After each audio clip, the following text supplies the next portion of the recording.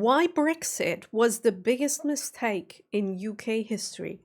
Hi, hello, and welcome everyone to another video of mine. Today we're going to be looking into the channel called Foresight, and they made a video why Brexit was the biggest mistake in UK history. My point of view is that it was indeed a real big mistake, and I wish it had never happened. I wish you were still with us in the EU, and I wish we wouldn't have that many barriers. For example, if I order something from the UK, or if you order something from the EU, or if we want to travel to each other's countries, those things have been made really complicated. I hope that we will change that in the future. Other than that, I also do know, as a German, from outside perspective, we'll get into the video in a second, but outside perspective, my point of view right now is that the Brexit didn't help the country either. All the promises that were made by the far right were wrong, and the country is really suffering from the consequences of the Brexit. I do not know anything about this channel, whether it's left or right or in the middle or wherever. Hopefully it gives me a good insight into what has happened in your country after Brexit, because I really want to learn about that. Let's go.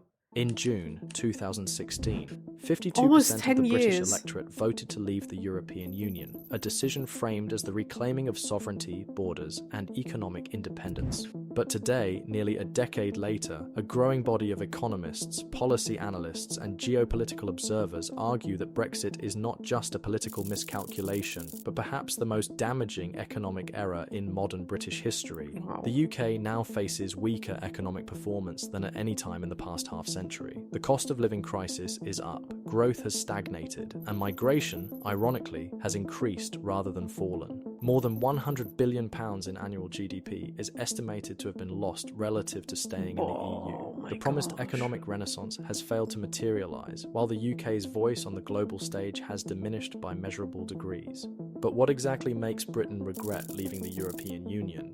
One of the most powerful arguments for Brexit was border control. Supporters promised that leaving the EU would allow the UK to reduce immigration and take back control of its borders. Yet the data tells a completely different story. Channel crossings reached their highest ever levels after Brexit. In 2022, more than 45,000 people crossed the English Channel in small boats, up from just 299 in 2018, a staggering increase of more than 15,000%. Even after temporary decreases, annual arrivals remain well above pre-Brexit norms. In the first 11 months of 2025, more than 39,292 people crossed the English Channel in small boats from France, an increase of approximately 6.7%, with 1 month remaining, compared to 36,816 crossings the previous year. This happened because Brexit removed the UK from the Dublin regulation, which previously allowed Britain to return asylum seekers to the first EU country they passed through. Once the UK left that framework, it lost the legal mechanism that enabled rapid returns. That's what I was As a result, thinking, the yeah. incentive for small boat crossings intensified rather than diminished.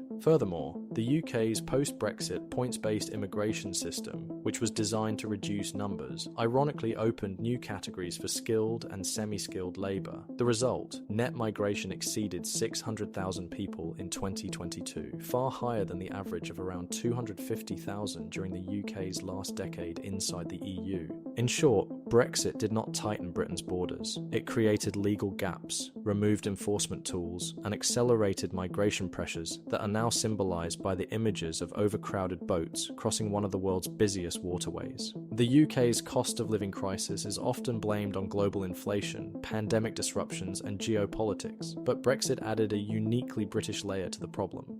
Before Brexit, the UK enjoyed frictionless trade with the EU, which accounted for nearly 50% of all British imports. After leaving the single market, new customs checks, regulatory barriers, and transport delays introduced additional costs for nearly every sector. Studies estimate that Brexit-related red tape has raised food prices by 6% on average since 2020, equivalent to an additional £250 per household per year. Some categories, like dairy and meat, have seen price increases of 10 to 15% directly attributable to trade friction rather than inflation alone. For British exporters, the picture is equally troubling. In the first 2 years after Brexit took effect, UK exports of goods to the EU fell by 14%. Wow. Like, up until this point, every single statistics has gotten worse. Why don't you just come back? Where is the problem? Like, I know it's not that easy. You're just like, oh, by the way, we want to come back. Okay, you're back, but it's not going to be that easy. But is there some works in your part of politics where they are like preparing something like that or even talking about it? Or is this nothing that ever comes up in politicians' talks where they're like, should we redo that? Should we come back to the EU?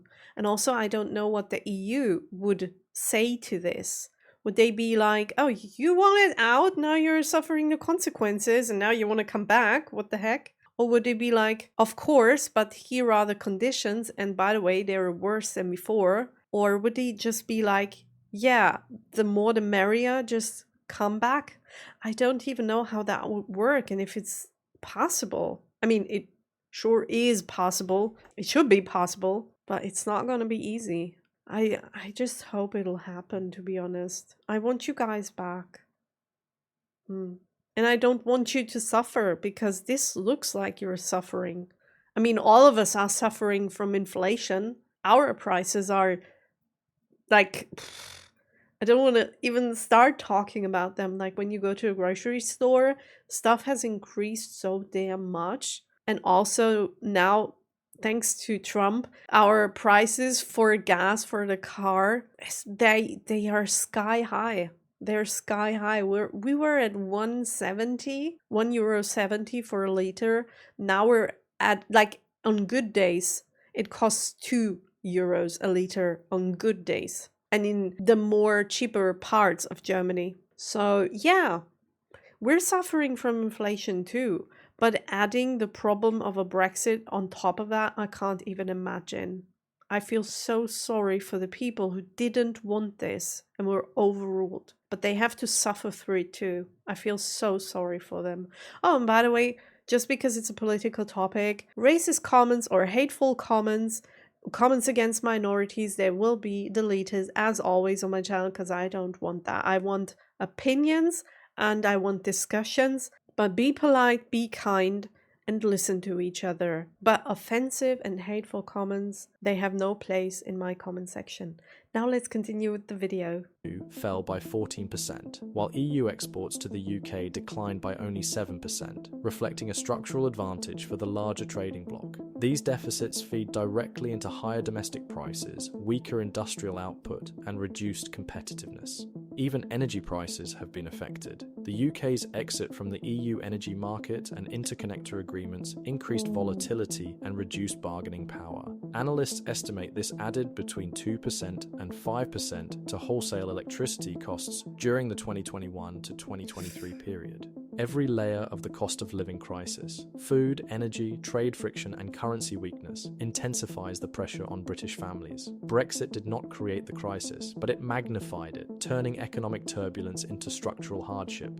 Perhaps the most measurable consequence of Brexit is its effect on long-term economic growth. Many economists warned that leaving the EU would shrink the UK economy by reducing investment, limiting access to skilled workers, and increasing trade barriers. By 2023, the UK... This is why you should listen to people who know what they're talking about, who give you numbers and statistics, instead of listening to a raging politician from the far right that tells you everything's going to be better if only we did A, B, and C. Because they're talking from their feelings and from their hatred, but they're not talking from numbers, statistics, and knowledge. You can see the same thing happening in every single country where far right-wing politicians get the upper hand and implement whatever they want to implement. It's not working. It never makes the country better. It never makes people, the smaller people, richer and gives them more money. It's always the opposite. Just look at America at the moment. People are suffering over there because they fell for Trump.